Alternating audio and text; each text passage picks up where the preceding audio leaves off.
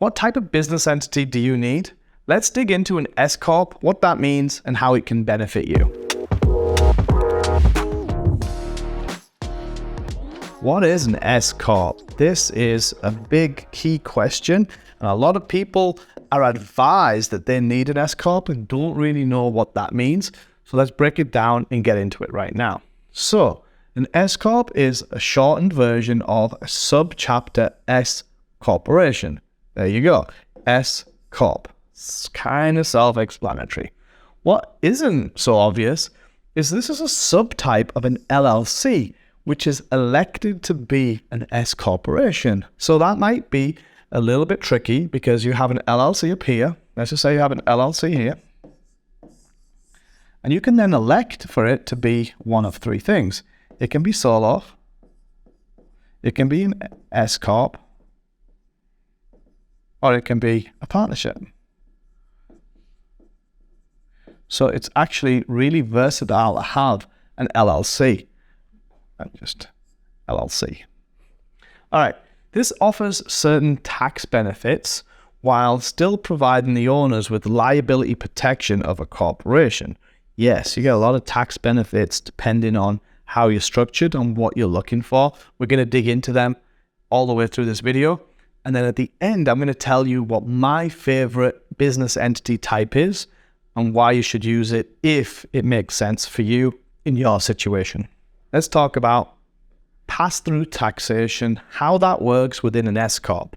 One of the biggest advantages of an S-Corp is that it allows the income and deductions and credits to pass through to the owners that report that on their individual tax returns, right?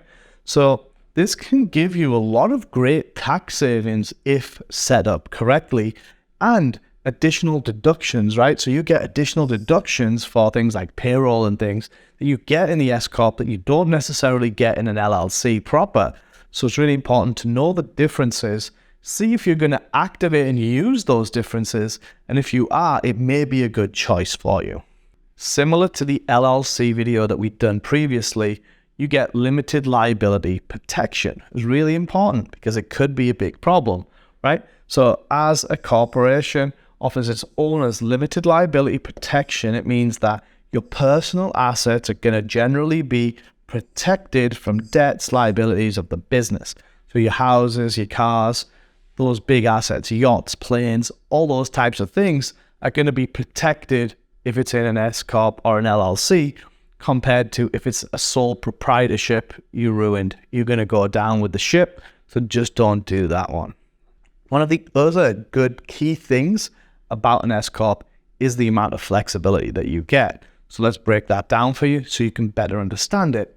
So an S-Corp allows for additional flexibility in terms of ownership and management, right? The structure allows for multiple owners, which are the shareholders, as a board of directors making decisions on the behalf of the business.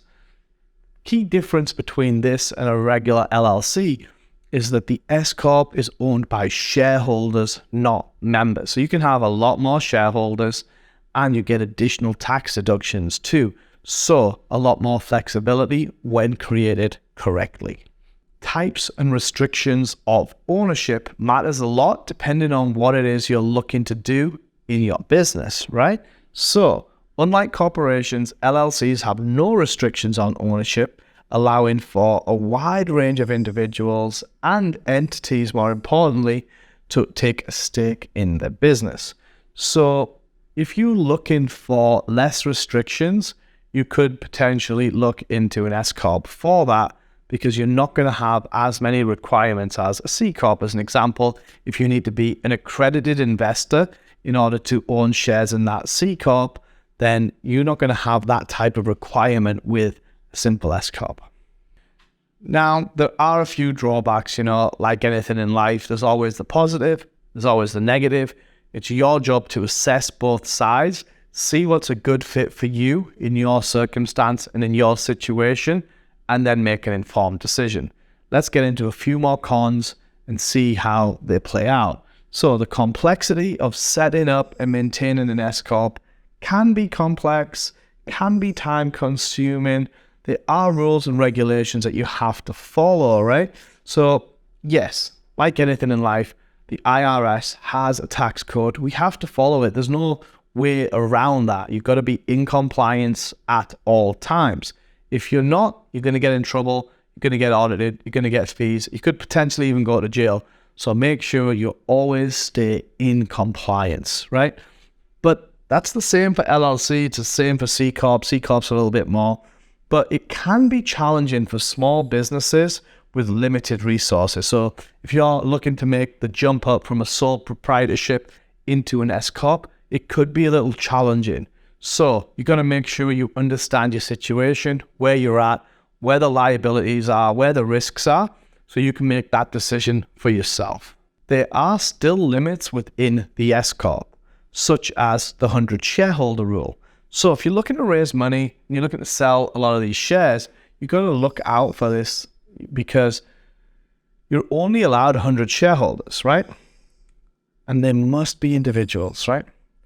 There are estates and certain type of trusts you can use. We'll get into that in a second, but the majority of people own S-Corp shares, right? And this is limited to the ability of business raising capital, and also limits the pool of investors because you can't go over this 100 number. It's going to limit how much you can raise, how many people you're allowed in. If you had no restriction, you could get 5 billion people to give you $1 each, and you got $5 billion raised. In this scenario, you can't do that. You would have 100 people give you $1 each, and you get $100, right? So there's a big difference there. You got to understand, are you creating this company to raise capital to blow it up? In that case, C-Corp might be a better option for you, or an LLC, and do memberships or shares, but you can go over 100. So it's really important for you to really understand what you're looking for.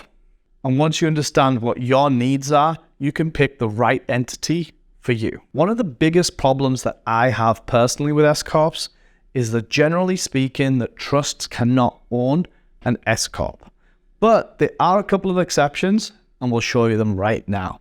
So the following types of trusts are allowed to own an S-Corp, which is a grantor type trust. You don't want a grantor type trust, to be quite honest with you.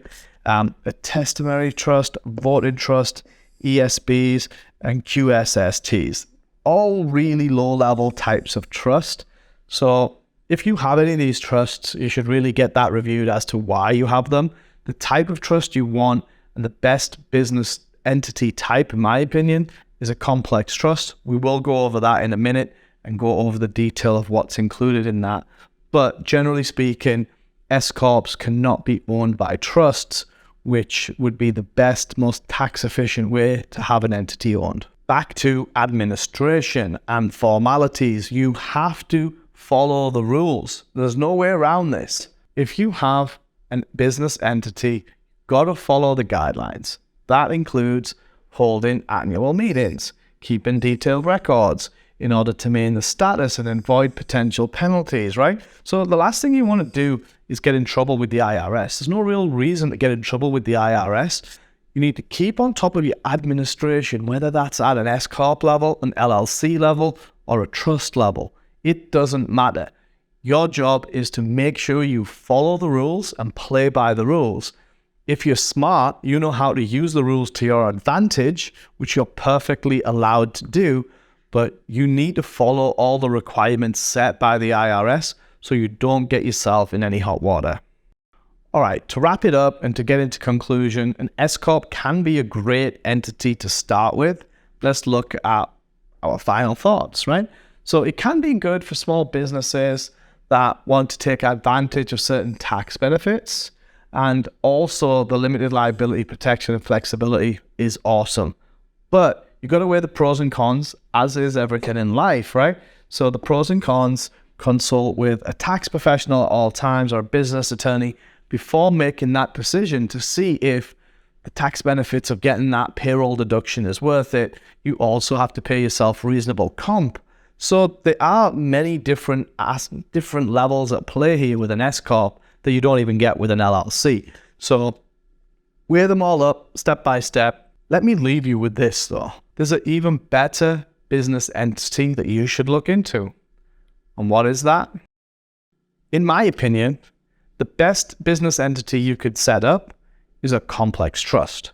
What is a complex trust? Let's get into it. A complex trust, in my opinion, is by far the most powerful entity you can have because you can accumulate corpus. What corpus is, it's just a fancy way of saying the principle of a trust. And when you allocate money to the principle of the trust, it means it's allocated to grow the value of that trust for the beneficiaries, and you do get a tax deduction for that. You get a great amount of privacy and secrecy within complex trusts specifically compared to any other business entity. You get asset protection, which is phenomenal because now if someone tries to come after you in a lawsuit, you don't own any of the assets in your own name, so there's nothing to come after, and it can protect you and your family from losing tens of millions of dollars. As we mentioned earlier, tax savings.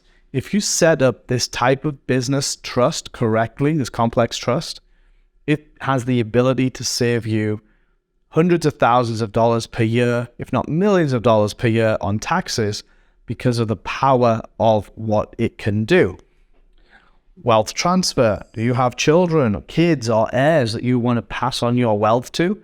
You might have more than $11.5 million at the time of this recording that you want to gift over, but you don't want to pay the tax on. There's ways to do that completely tax-free. You just need to have the right team of advisors around you to show you how to do that. So find someone who's an expert in complex trusts. And last but not least, legacy creation, right? Are you looking to leave a lasting legacy for you and your loved ones? If so, a complex trust is a great way to do that.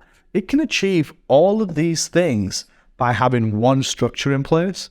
Whereas if you were to do that with an S-Corp or an LLC, you'd probably need a whole number of different business entities all feeding into each other, paying additional state fees and taxes on top of that at each level. So it's a much more efficient way to go if you use a complex trust. Now, a complex trust isn't for everybody. It is very expensive, timely to set up. It's a lot of administration. So let's break down who it is for and who it isn't for, and if it's a good fit for you. So if you pay over $200,000 a year in taxes, then the likelihood is it is going to be a good fit for you. And when I say that, I mean in non-W-2 taxes, because if you're a W-2, you're in the system and you're kind of stuck.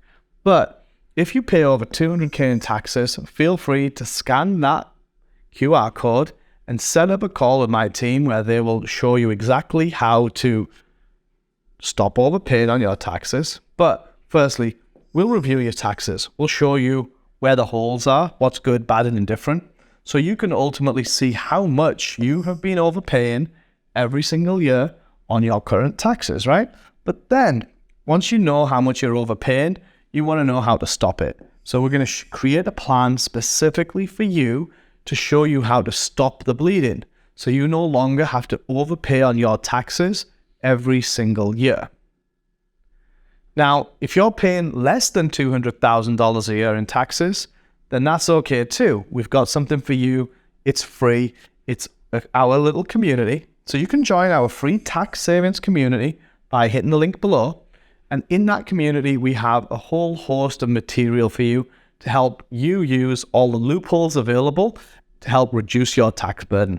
We've recently created the 50 top loopholes to use for 2023, and you can get that completely free by joining our community. More importantly, what you can do with that is you can forward that to your CPA and ask him or her, hey Jim, how many of these 50 loopholes are we using to reduce my taxes? And there you'll get an answer on how good or bad your CPA is, and if that person is working for you proactively, or if that person is actually working for Uncle Sam and the IRS.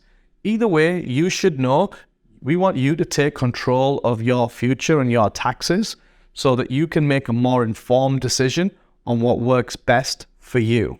If you've stuck around this far, thank you so much. We really appreciate you.